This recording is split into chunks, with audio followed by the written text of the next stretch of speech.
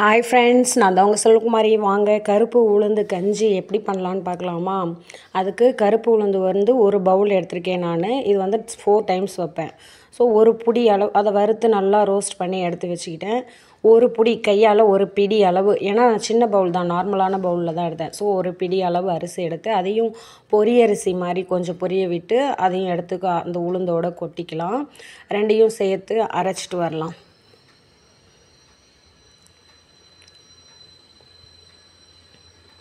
So இது வந்துட்டு இன்னும் பொரியணும் அரிசி, அதை வந்து பொரியரிசின்னு சொல்லுவாங்க. இந்த பொரியரிசி மாவில் தான் நடராஜருக்கு உளுந்தங்களி செஞ்சு வச்சு சாமி கும்பிடுவாங்க.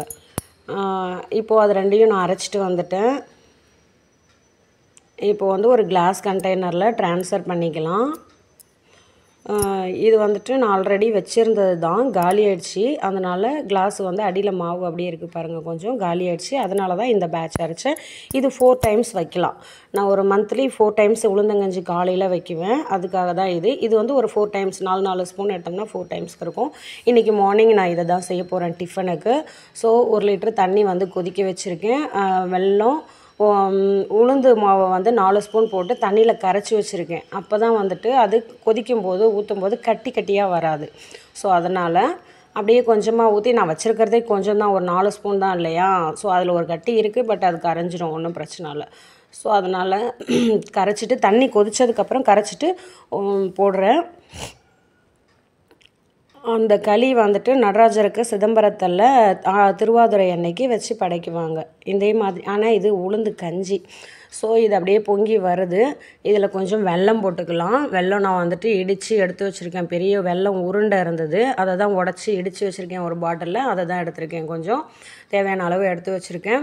ஏலக்காய் வந்து இதோட சேர்த்தே அரைக்கலாம், பட் நான் அரைக்கலை, ஏன்னா எனக்கு அது பிடிக்காது, ஸ்மெல் வராது. தனியாக தான் பவுடர் பண்ணி வச்சுருக்கேன். ஸோ கோகோனட்டு துருவி வச்சுருக்கேன், அதையும் போட்டாச்சு. தேங்காய் துருவி, ஒரு பிஞ்சு ஏலக்காய் தூள், ஒரு பிஞ்சு உப்பு போடணும். கம்பல்சரி உப்பு கொஞ்சம் போடணும். அப்போ தான் வந்துட்டு அந்த ஸ்வீட்டை வந்து என்ஹான்ஸ் பண்ணி காமிக்கும், கொஞ்சம் அதிகமாக்கி கொஞ்சம் நல்லாயிருக்கும் ஸ்வீட்டு சாப்பிட்றதுக்கு. ஸோ அவ்வளோதான், நல்லா கொதிச்சிடுச்சு. பசங்களுக்கு இதுதான் இன்றைக்கி டிஃபனே. நான் தம்பி 2 டம்ளர் குடித்தான், பாப்பா 1 டம்ளர் தான் குடிச்சிது. எனக்கு 1 டம்ளர் வச்சுட்டு போயிருக்காங்க. இது வந்துட்டு தம்பிக்கும் பாப்பாவுக்கும் ஊற்றும் போதே பாப்பா வந்து வாவ் சூப்பரான ஸ்மெல் மம்மி, நல்ல அரோமா மம்மி அப்படின்னா. ஏன்னா உளுந்தோட வாசனையே வந்துட்டு வறுக்கும்போது பயங்கரமான ஒரு அரோமா வரும். அந்த ஸ்மெல் வந்துட்டு அப்படியே சொர்க்கத்துக்கு கூட்டிகிட்டு போவோம், அந்தளவுக்கு இருக்கும். எப்படா செய்வாங்கன்ற ஒரு எதிர்பார்ப்பை கொடுக்கும் அது. ஸோ பாப்பா வந்துட்டு ஏன்னா மில்க் ஷேக் ரெடி அப்படின்னு சொன்னான். ஆக்சுவலி உளுந்து மில்க் ஷேக் ரெடி அப்படின்னா, ஏன்னா அவங்க குடிப்பாங்க. ஸோ காலையிலே வந்து சாமிக்கு விளக்கேற்றியாச்சு, பசங்க கும்பிட்டுட்ருக்காங்க. விளக்கு அந்த மூளையில் எரியுதில்ல, அங்கே தான் நான் எப்போவுமே ஏற்றுவேன். நடுப்புற ஏற்றுனா நிற்க மாட்டேங்குதுன்னு. ஸோ விளக்கேற்றிட்டு வீட்டுக்கு வந்தாச்சு. நம்மளும் கஞ்சி 1 டம்ளர் குடிச்சிட்டு போய் படுத்து தூங்கிடலாம் வாங்க. ஸோ நானும் வந்துட்டு 1 டம்ளர் கஞ்சி, நானும் 1 டம்ளர் தான், எனக்கு 1 டம்ளர் போதும். ஸோ 1 டம்ளர் குடிச்சிட்டு அப்படியே டிவி போட்டுட்டு அப்படியே எடுத்துகிட்டு வந்து ஹாலில் வச்சுட்டு டிவி போட்டு பார்த்துட்டு அப்படியே குடித்தேன். நல்லா இருந்தது, சூப்பராக இருந்தது. Thank you so much. நீங்களும் வீட்டில் ட்வைஸ் இதை செஞ்சு கொடுங்க வீக்லி. பசங்களுக்கு ரொம்ப நல்லது, எலும்புக்கு நமக்கும் நல்லது வயசான காலத்தில். தேங்க்யூ.